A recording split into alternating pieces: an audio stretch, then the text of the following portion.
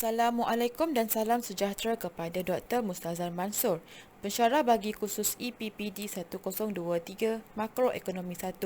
Kami daripada kumpulan 4 ingin membuat pembentangan yang bertajuk Imbangan Pembayaran dan Kadar Pertukaran Asing.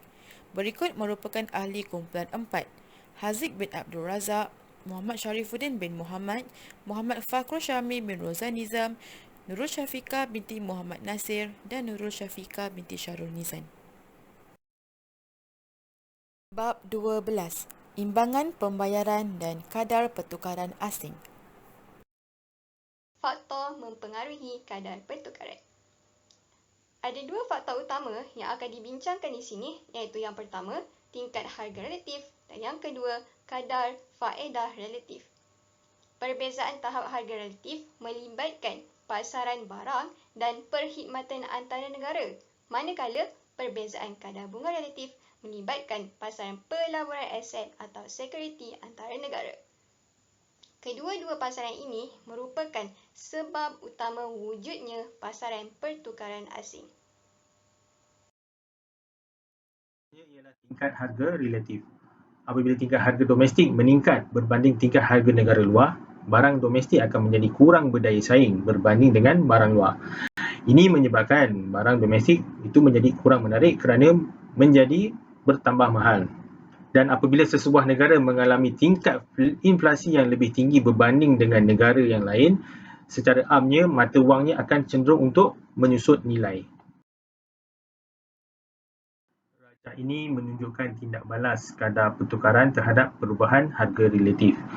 Jika diperhatikan, jika terdapat perubahan pada harga mata wang sesebuah negara itu, akan berlaku anjakan di kedua-dua kelok, iaitu di kelok penawaran, di mana kelok penawaran akan menganjak ke kiri, manakala kelok permintaan akan menganjak ke kanan. Seterusnya, untuk kadar bunga relatif, kadar bunga merupakan faktor yang utama yang mempengaruhi pasaran aset ataupun sekuriti. Kadar bunga di sesebuah negara berbanding dengan kadar bunga di negara lain mempengaruhi arah aliran permintaan terhadap sekuriti antara negara. Dana yang mengalir ke arah sekuriti yang memberi pulangan yang tertinggi dan seterusnya mempengaruhi permintaan terhadap mata wang di negara tersebut. Sebagai contoh, andaikan kadar bunga di pasaran sekuriti di Malaysia meningkat berbanding kadar bunga di negara Thailand. Perubahan yang berlaku terhadap kadar bunga ini telah menarik minat pelabur Thailand untuk melabur di pasaran sekuriti Malaysia. Sebelum mereka boleh membeli sekuriti Malaysia, mereka juga terlebih dahulu perlu menukarkan nilai baht kepada nilai mata wang ringgit. Sekaligus, kadar bunga relatif tersebut juga mempengaruhi pilihan portfolio bank, firma dan juga isi rumah di Malaysia.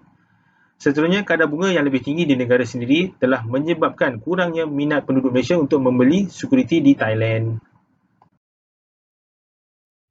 Pada rajah 12.5, kita dapat lihat tindak balas kadar pertukaran terhadap perubahan kadar bunga relatif, di mana apabila kadar bunga yang lebih tinggi di negara sendiri, iaitu negara Malaysia, telah menyebabkan kurang minatnya penduduk Malaysia membeli sekuriti di Thailand. Kita dapat lihat apabila kuantiti permintaan baht daripada D0 beralih kepada D1. Ini disebabkan oleh kadar bunga di pasaran sekuriti di Malaysia meningkat berbanding kadar bunga di Thailand. Manakala, kita dapat lihat apabila kadar bunga di pasaran sekuriti di Malaysia meningkat berbanding kadar bunga di Thailand, penawaran ringgit Malaysia meningkat daripada S0 kepada titik S1. Perubahan dalam harga relatif dan kadar bunga relatif menyebabkan kadar pertukaran berubah, sama ada turun atau naik. Pada masa yang sama, perubahan kadar pertukaran juga mampu mempengaruhi ekonomi sesebuah negara.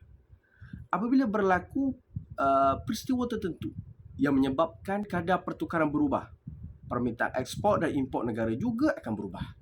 Seterusnya, perubahan aliran keluar masuk barang, perkhidmatan dan aset tersebut akan mempengaruhi tahap KDNK dan harga negara.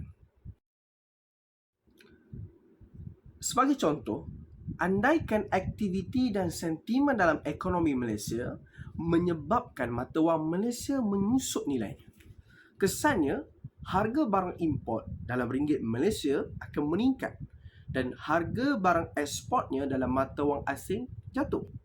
Keadaan ini akan menyebabkan ringgit Malaysia menjadi lebih murah dan barang Malaysia akan menjadi lebih berdaya saing di pasaran dunia. Pada masa yang sama, barang import yang akan menjadi lebih mahal bagi penduduk Malaysia. Oleh itu, mereka akan mengurangkan permintaan mereka terhadap barang import dan bertukar kepada barangan tempatan.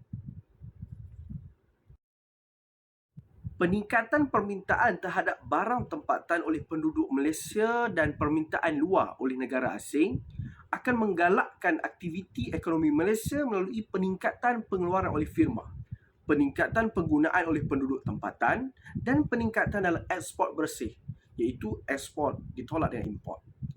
Peningkatan dalam setiap komponen tersebut meningkatkan output negara yang mana akan diterjemahkan kepada peningkatan keluaran dalam negara kasar ataupun KDNK benar. Sekian, terima kasih.